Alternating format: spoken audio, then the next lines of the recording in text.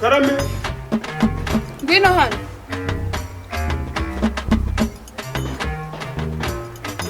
Kutakubuye hano ubu ntubona ko hasa nabi? Wese kutahakubuye ntiwabonaga ko hasa nabi?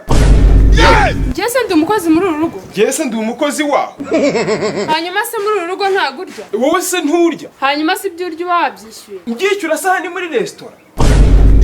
Buri kamati kaba muri uru rugo wasigaye avaye mwebwe buri kanya n'ugutongana tuwe.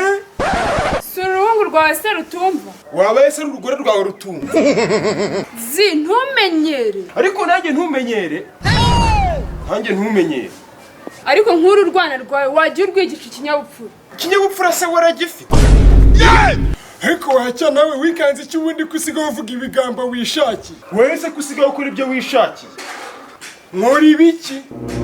Ibyo udakora se ahubwo ni ibi. Ariko uzi ko usigaye dusuzugura kandi turi ababyeyi bawe. Ntabuzwe n'igize kubasuzugura namwe mwisuzugura. Ariko umuhungu wawe noneho banze yasaze.